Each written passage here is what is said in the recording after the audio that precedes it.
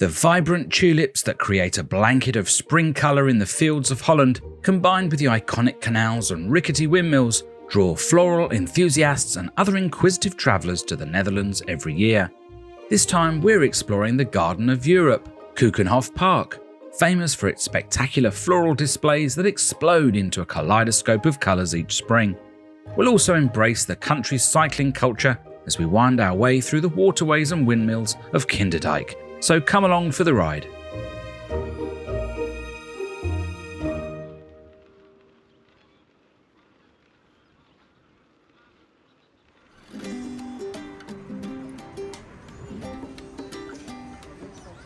We're using Rotterdam as our base to visit the Netherlands, and last time we ditched flying and took the overnight ferry to the Hook of Holland. It was quite an experience in the captain's class cabin, so do check out that video if you missed it. Staying anywhere over the Easter weekend is going to attract a higher nightly room rate, and Amsterdam's hotel charges in peak season could be pretty crazy, so Rotterdam was better on the pocket, allowing more time for attractions and experiences and less crowded than the popular capital. We found travelling around on the train to be affordable, convenient, punctual and a great way to see the country. In a future video we'll share a couple of wonderful cities you can explore with amazing scenery and history, so subscribe now so you don't miss them.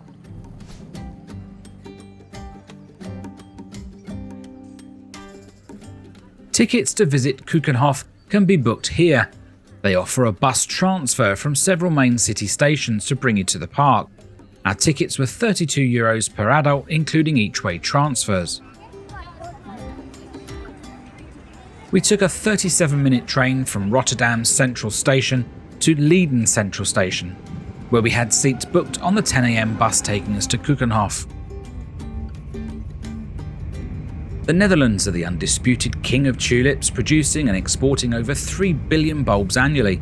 This represents 77% of the global flower bulb trade, making Holland the flower shop of the world. Transferring to the special bus service wasn't as pleasant as we expected. We found it very busy, tightly packed, standing room only for the 30-minute transfer, and they didn't follow the advertised schedule, so we still had to queue for 30 minutes to get on one.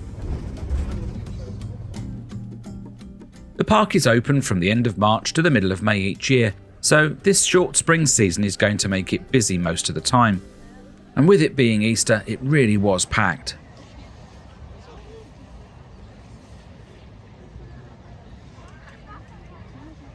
A map of the grounds shows you just how extensive they are. Over 7 million flower bulbs paint the 79 acres in colour with themed gardens and pavilions. We didn't have a plan and just joined the hordes of people walking the paths, hoping to see as much as we could in the few hours we had there.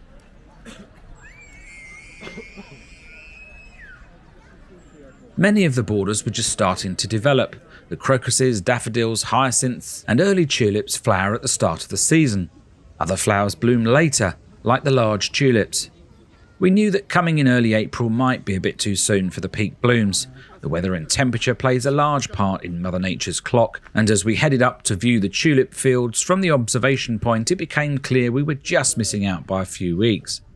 Ironically, the blooms we passed on the train were more vibrant and alive than the fields around the park.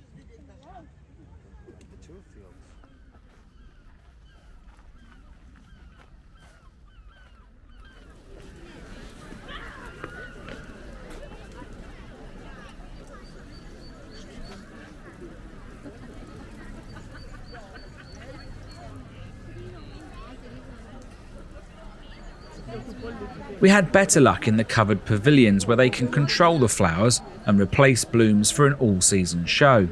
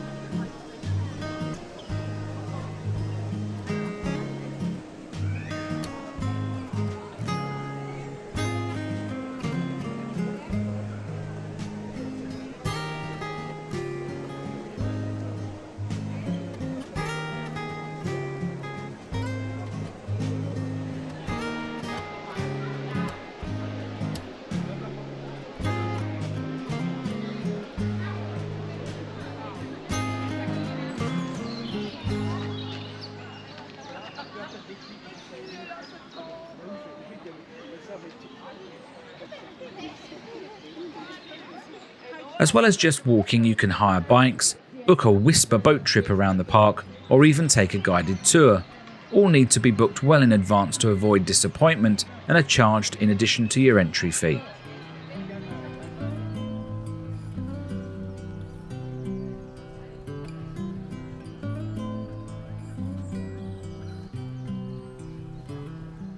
The history of Keukenhof dates back to the 15th century, when the land was used as a hunting ground for the kitchen of Tillingen Castle, now a ruin about 4 miles away. Keukenhof Castle, on the outskirts of the park and still standing, was built in 1641, and the estate grew to encompass an area of around 490 acres.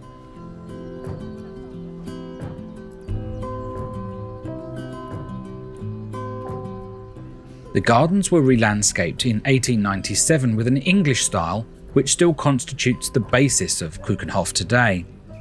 In 1949, a group of 20 leading flower bulb growers and exporters came up with the plan to use the estate to exhibit spring flowering bulbs, signalling the birth of Keukenhof as a spring park. The park opened its gates to the public in 1950 and was an instant success with 236,000 visitors in the first year. 2024 will be the 75th edition of this world-famous display.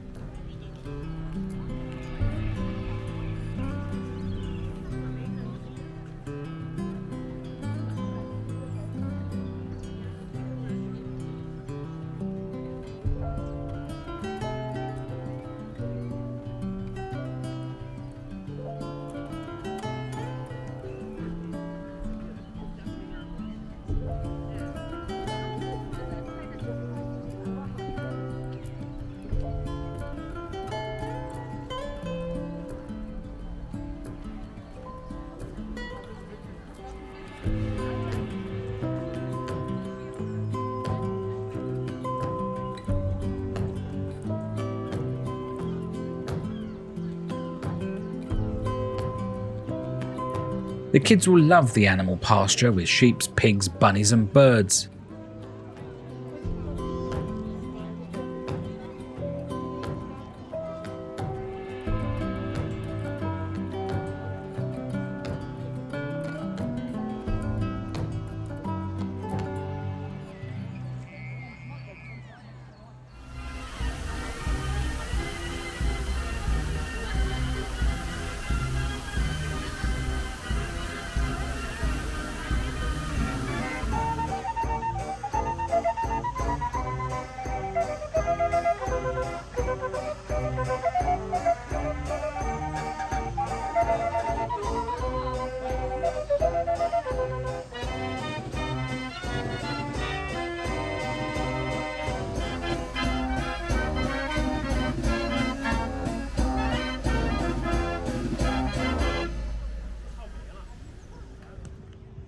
Having returned to Rotterdam, we turned our attention to the World Heritage Site of Kinderdijk and the wonderful Windmills and Canals.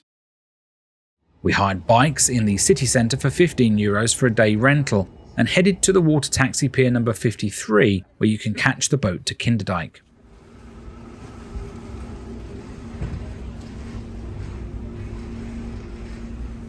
You could cycle most of the way along main roads in about an hour, but you still need to catch a boat for the last part. A return ticket with a bike is €9.60.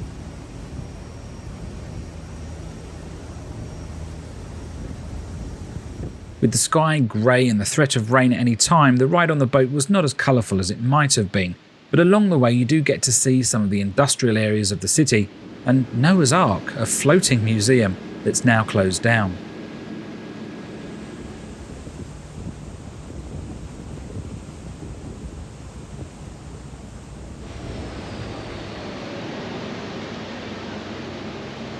The journey takes 40 minutes and this includes changing boats 3/4 of the way there.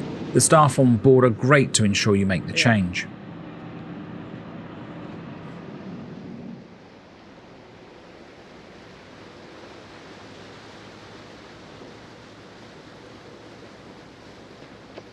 There are a number of things you can do when you arrive at Kinderdijk, and at the ticket office on the left now you can buy a pass to explore 2 of the windmills, take a boat trip and more. Check out their website for full details. We just wanted a ride along the canals, which you can do for free.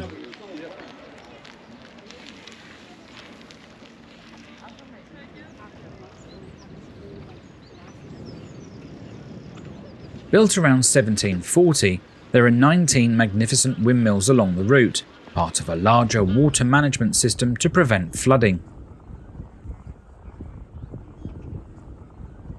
Netherlands literally means lower countries, and 26% of the country is below sea level, so for centuries the Dutch have battled to keep the land dry. Count Floris V, who ruled medieval Holland, founded the first water board in 1277, as he was completely fed up with all the flooding. Nobility were required to work together to maintain dry land, and by cooperating they were able to construct dikes, windmills and other infrastructure to drain the land and reduce flooding.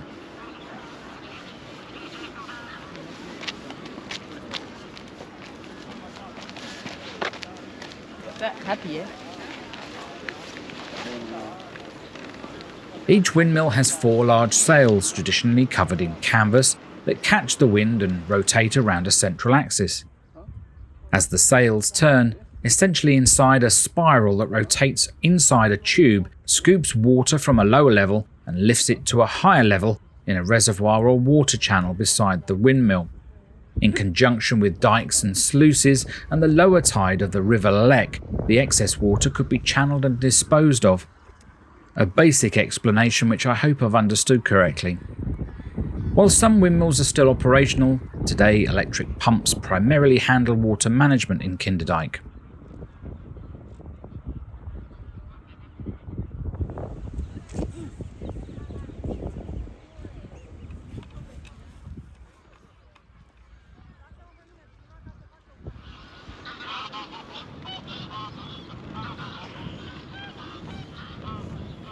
We cycled for just under 2 miles, and as we pedalled further away from the starting point, it became less busy as more day trippers don't seem to come out this far. Well, it seemed that way to us. It was peaceful, and whilst not the best weather, we really enjoyed listening to the wildlife and taking in the views. A great way to spend an afternoon in the suburbs of Rotterdam.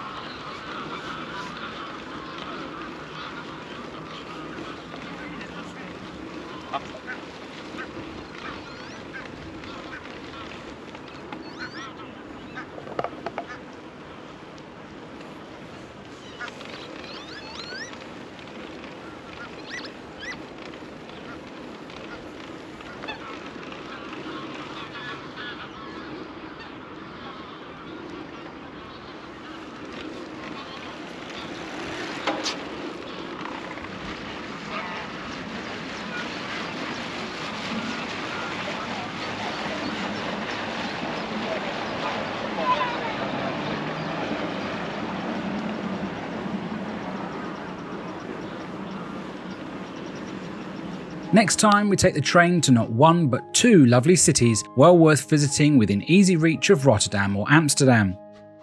Amersfoort's greatest treasure is its rich past. This fortified medieval town contains a multitude of historic buildings, quaint streets and canals, taking you back to its medieval roots in the 13th century.